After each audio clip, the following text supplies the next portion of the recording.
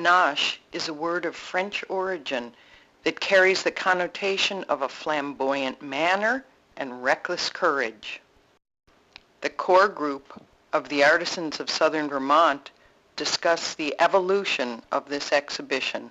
How did we all end up in Vermont? And the reason is it's an affordable place to live. It allows a craftsperson to be.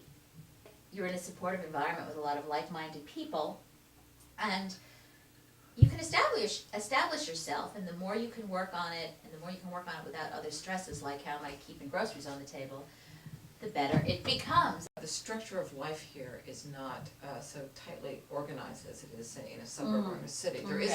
There's a population of people who are all on different schedules. I mean, that alone makes it easier to be a craftsperson or an artist. Vermont tries to support the craftsperson.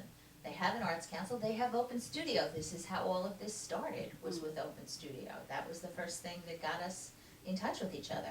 I think also the beauty of Vermont, because it's a bucolic setting, it actually will draw artists to it, maybe unconsciously or not. There has to be something very exciting and very profound in the environment.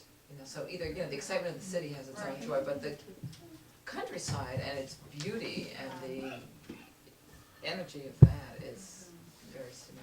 It's very much supported by the culture at every level. I mean, I was amazed when we moved to Pollitt, which is this, a little town, and the first thing we found was they were completely accustomed to having a local artist, and this is the last farming community in southern Vermont. I see some nerves happening, but they're also sort of excited. I think we're asking them to stretch, and maybe they don't normally do that, have time for it, or are asked to do that.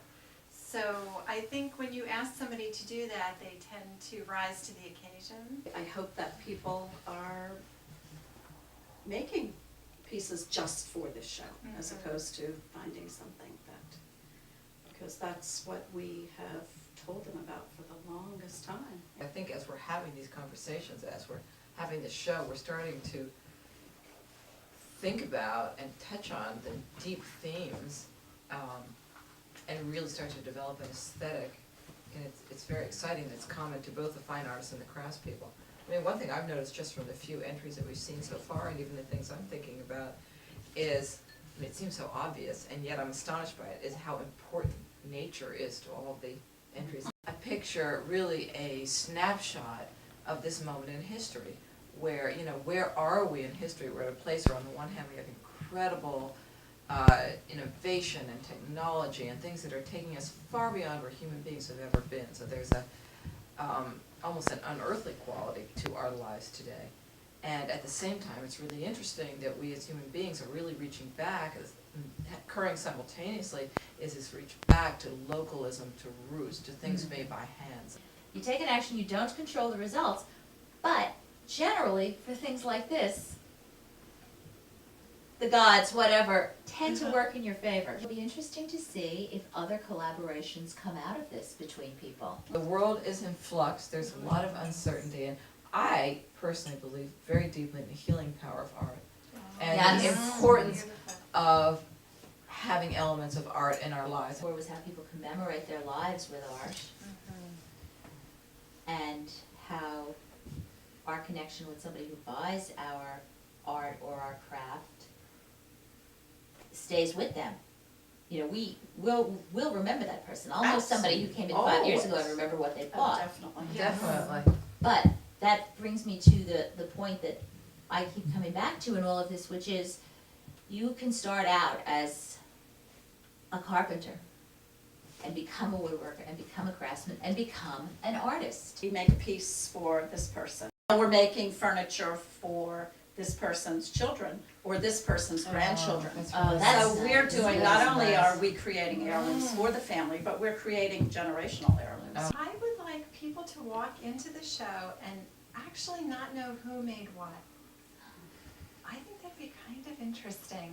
I want people, after seeing the show, to walk away and just feel more alive than they did when they walked in. So I would like them to look at this show and say, I'm going to come back for Open Studio in the spring. I would like people to notice the detail, not just, oh my goodness, isn't that beautiful? I want them to understand how much physical effort and brain power goes into any of these creations?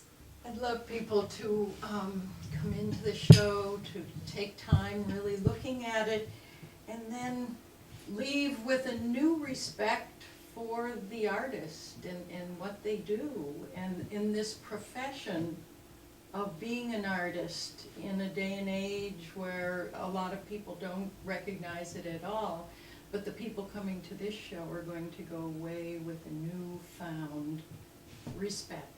We are our harshest critics, so I can be happy that somebody loves my work, but that doesn't necessarily mean I like it at all. So I think somewhere in there, there's a renewed sense of pride in making something. When I'm in a group show, learn something about my work that I didn't know, and I see it in juxtaposition with other people's work. I'm hoping that this show turns people on to this corner of southern Vermont. Absolutely. And we are going to be the art center of Oh. southern And Vermont. any experience is better when it's a shared experience. But just to have somebody else say, you know, you're not crazy for getting up at 3 a.m. in the morning to do whatever. At its bottom, that's why I do it too, is combating isolation. The life of an artist is very isolated, and to have, partly, we just have a great group. What's different about our group, and that's why this show is gonna be such a turning point, is, most of the other movements started around a core aesthetic. Uh-huh. And, Right, that's we true. did not, we grew out of open studios, we really grew out of the fact that we live, Geographical. it's geographical.